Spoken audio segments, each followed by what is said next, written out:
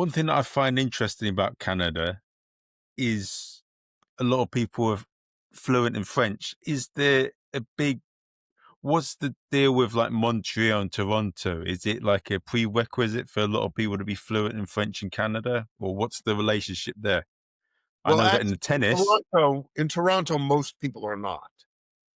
We all take French in school up to, I can't remember, grade 11 or 12, something like that. Um, so everybody has a little bit of French for sure. And all our products have both languages on every package. All the packaging is English and French across the country. But there are Northern Ontario, Quebec, parts of the West, uh, and parts of the East are French communities. But and Montreal is fairly bilingual. Most people have at least some French. If you want a government job, you need French here. If you want to work for the railroad, you have to have French and English, but it's not universal. It's an what's official language, but it doesn't mean everybody speaks it. fair enough. Is there a rivalry between like Montreal and Toronto? Because I know in Glasgow and Edinburgh, there's a bit of beef. Like Glaswegians say that you have more fun at a Glasgow funeral than at an Edinburgh wedding. Is there? Well, Montreal is a very exciting, fun city. It's got a lot going for it, and they would certainly say that they have all the heart, and Toronto's a stuck up, you know, dull city. But Toronto is the biggest city with all the culture and everything to do. So I think it's fantastic. And in fact, I do a joke in my act about the Canadian identity, that they're always trying to figure it out. Valid, because what does a guy in Vancouver have in common with a guy in Newfoundland? They're thousands and thousands of miles apart. And I say, well, the one thing that brings all Canadians together is everybody hates Toronto. I say that's the Canadian identity. And I try to be an ambassador on the road. I say to people, I don't know why you hate Toronto. We don't think about you at all. Uh, and that's kind of where it's at. I mean, Toronto is New York. They're not really concerned about how Nebraska feels about. Does that joke get a bit of banter from the crowd when you're traveling? No, they laugh because I have a lot of jokes that work like that.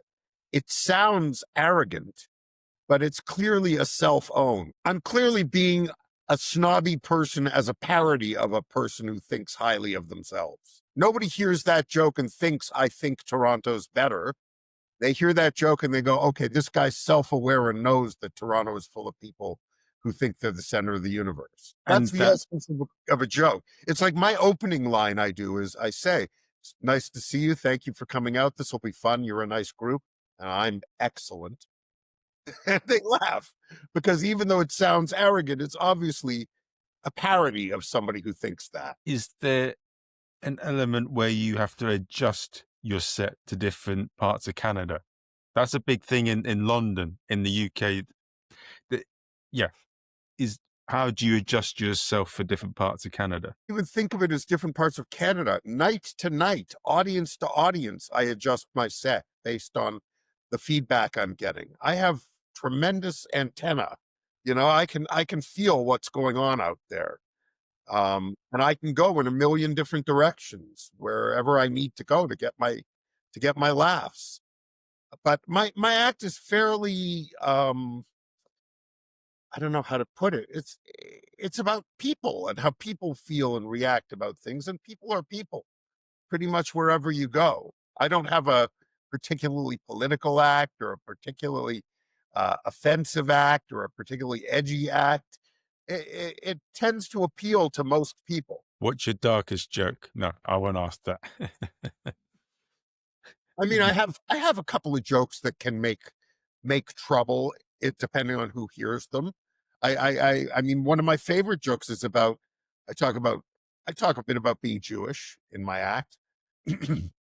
And I say, there's been so many famous Jews in history. Like um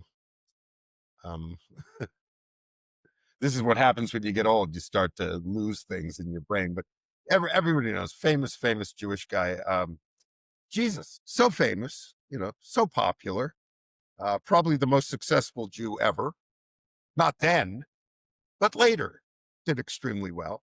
And I think about what he was like as a person, Jesus. And I'll tell you, Jews are sarcastic.